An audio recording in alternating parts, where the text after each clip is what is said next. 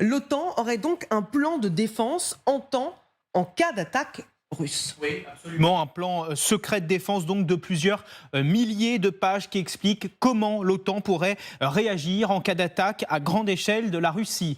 Un plan que l'OTAN n'avait plus réalisé depuis la fin de la guerre froide en 1991, mais qui prouve que l'Alliance se prépare à une potentielle attaque russe. Nous devons nous préparer au fait qu'un conflit peut se présenter à tout moment. C'est ce que dit l'amiral Rob Bauer, un des plus hauts responsables militaires de l'OTAN, cité par nos confrères de Reuters, précisant également que la différence fondamentale entre la gestion de crise et la défense collective est la suivante: ce n'est pas nous, mais notre adversaire qui détermine le calendrier. Autre facteur à prendre en compte, c'est le nombre de pays membres de l'OTAN. Il est passé de 16 pays membres en 1990 à 31 aujourd'hui, et depuis février dernier, l'adhésion de la Finlande, la frontière de la Russie avec les pays membres de l'Alliance est passée de 1000 km à plus de 2500 km. Avec un point qui ne vous aura pas échappé, la frontière est bien plus étendue qu'avant, lorsque l'Allemagne était au cœur des tensions diplomatiques. Et d'ailleurs, Mathieu, le déploiement de militaires a déjà commencé. Oui, une dizaine de pays où des militaires sont déployés: la Bulgarie, l'Estonie, la Finlande, la Lituanie, la Pologne ou encore la Roumanie. Roumanie où des soldats français sont d'ailleurs présents. En 2022, l'OTAN a placé 300 000 soldats en état d'alerte maximale. Avant le conflit en Ukraine, en février 2022, il n'était que 40 000 en état d'alerte. Mais ce plan ne sera pas mis en œuvre immédiatement. Il faudra quelques années, même si une guerre est possible dès demain. Nous devons être capables de nous battre ce soir si nécessaire avec ce que nous avons. C'est ce que dit le lieutenant-général Hubert Cottereau, vice-chef d'état-major de la SHAPE, le commandement opérationnel de l'OTAN. L'OTAN en état d'alerte donc, qui saura désormais où, comment et quoi déployer, que ce soit en termes de munitions, mais également en termes de militaires sur le terrain de l'OTAN. Merci beaucoup Mathieu Karman pour ces explications un petit peu inquiétantes. Général Trinquant, l'heure est grave pour qu'on en soit là. Bon, écoutez, l'heure n'est pas grave. L'OTAN, rappelons-le, est une alliance défensive qui a pour but de protéger les pays de l'OTAN. Alors vous aviez raison de le souligner, avant les années 90, il y avait plein de plans de l'OTAN.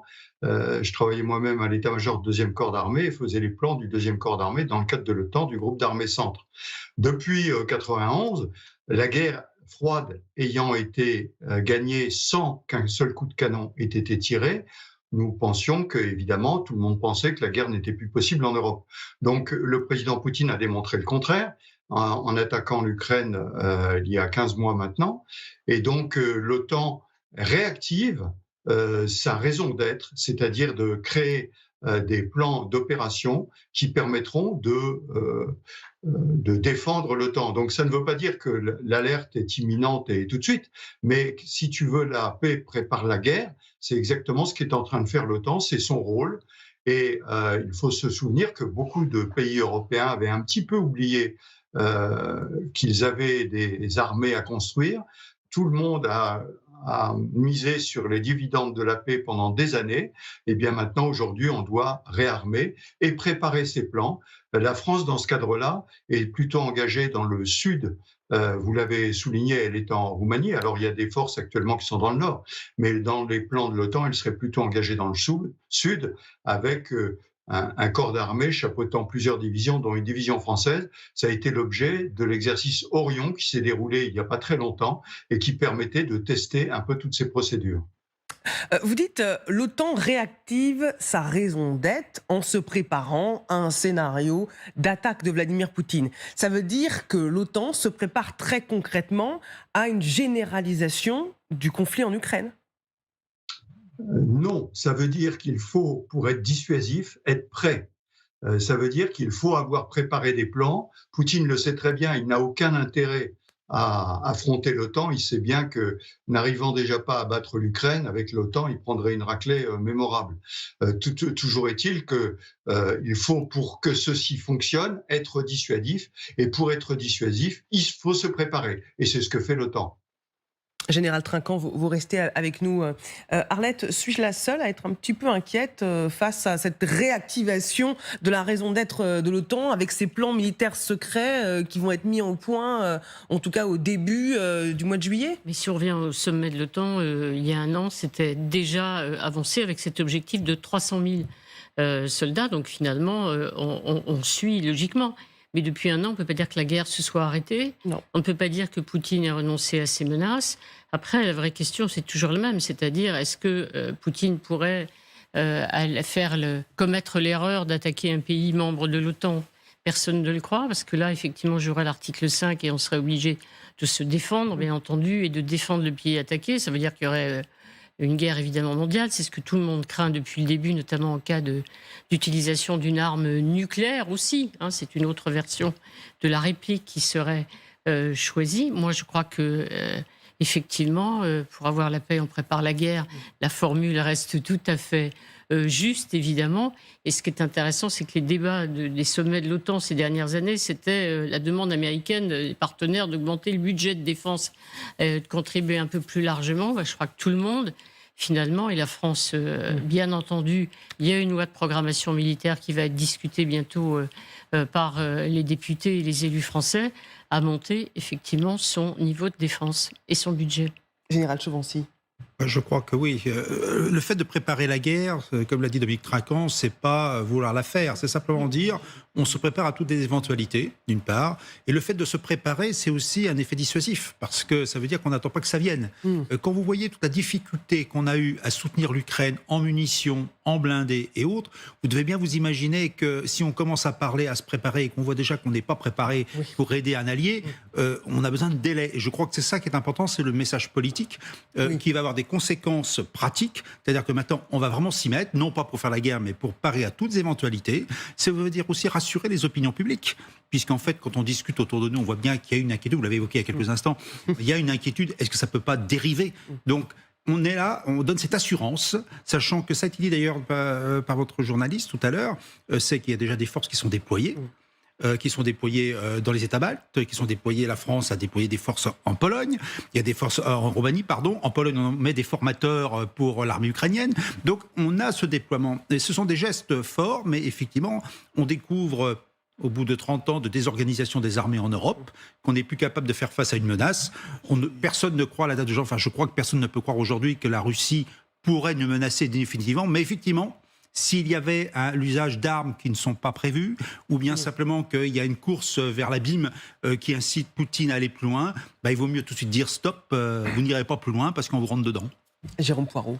Moi, ce qui m'étonne, c'est qu'il n'y ait pas eu de tel plan depuis 1991, parce que l'agressivité de la Russie, elle ne date pas d'hier ni d'avant-hier, ça fait quand même un certain temps. Mais cette confrontation, elle existe déjà, elle se déroule tous les jours, notamment dans le cyberespace. Et on peut rappeler qu'au mois de juin 2021, le président Joe Biden avait vu à Genève le président Poutine et lui avait remis, on a des images, tout ça avait été rendu public, une liste de cibles cyber américaines intouchables. Et le président américain avait mis en garde le président russe en lui disant si une de ces cibles fait l'objet d'une cyberattaque de votre part, les représailles seront massives. Donc la confrontation, elle existe. Ce qui est possible, c'est que effectivement, la Russie aille un peu plus loin dans les provocations. Vous savez, il y a très fréquemment, si ce n'est tous les jours, mais toutes les semaines, des avions occidentaux, des avions de chasse occidentaux qui sont confrontés à des tentatives d'intrusion dans l'espace aérien des pays baltes, de la Pologne ou de la Roumanie,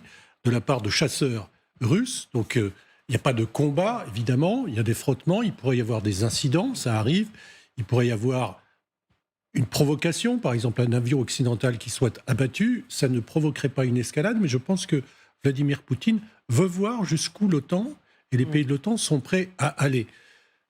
Juste pour terminer, Khrouchtchev, un de ses prédécesseurs, donc le patron de l'URSS entre Staline et Brejnev dans les années 50 et jusqu'au début des années 60, avait obtenu, parce qu'un officier français avait trahi, qui était en poste à l'OTAN, et Khrouchtchev avait eu entre les mains les plans de l'OTAN, les plans nucléaires d'attaque de l'URSS. Il était tombé de sa chaise, il n'en dormait plus, il s'était aperçu, et avait-il dit, mais ils sont capables de nous détruire.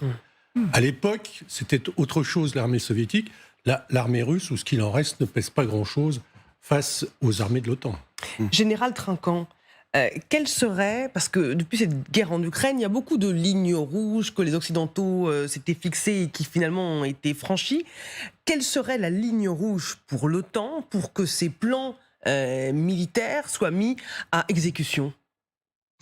Alors le premier point, au-delà de, je reviendrai sur les tests qui sont faits par l'armée russe, en particulier les tests avec des avions, sur ce qui est très concrètement sur le terrain, un pouce de terrain, une frontière d'un des pays de l'OTAN franchie, c'est l'article 5 qui s'appliquerait immédiatement. Et c'est pour ça, souvenez-vous, que lorsqu'il y a eu un missile qui est tombé en Pologne, où l'Ukraine, le président Zelensky en personne, avait poussé un peu le bouchon un peu loin en disant « ça y est, l'OTAN est attaqué », les Russes étaient tout de suite intervenus en disant « absolument pas, il s'agit d'un missile qui a été tiré par la défense antiaérienne ukrainienne et qui est tombé par erreur en Pologne ».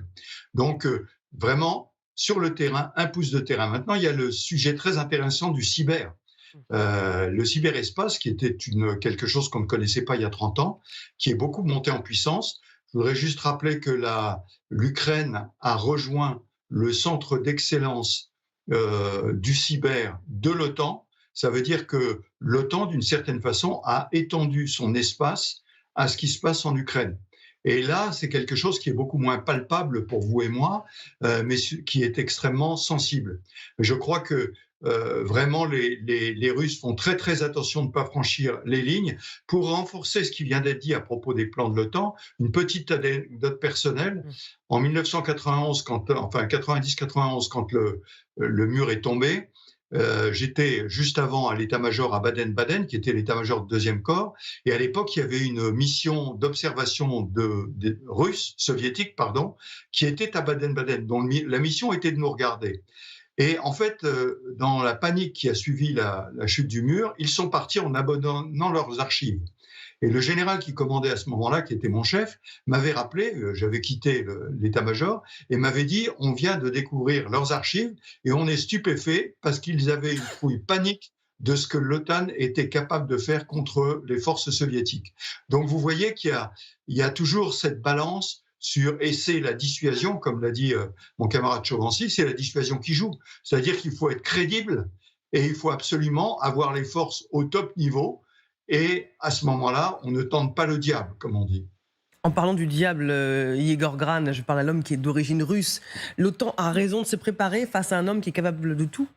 Ah oui, moi je suis très rassuré par cette nouvelle, personnellement. Parce que, comment dire, l'OTAN, ça nous défend tous et il faut être réaliste et serein en même temps.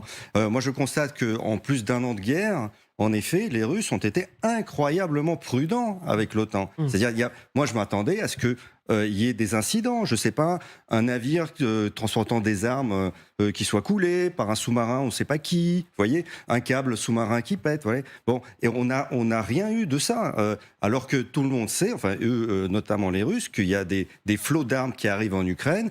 J'imagine que ça doit être relativement, peut-être pas incroyablement simple, mais quand même de deviner par où transitent tous ces armements. Et donc, à un moment donné, un sabotage, vous voyez, et je n'ai rien vu de ça. Donc, je me dis, quand même, ils ont aussi peur d'une escalade, et ils marchent sur des œufs, et c'est très, très bien.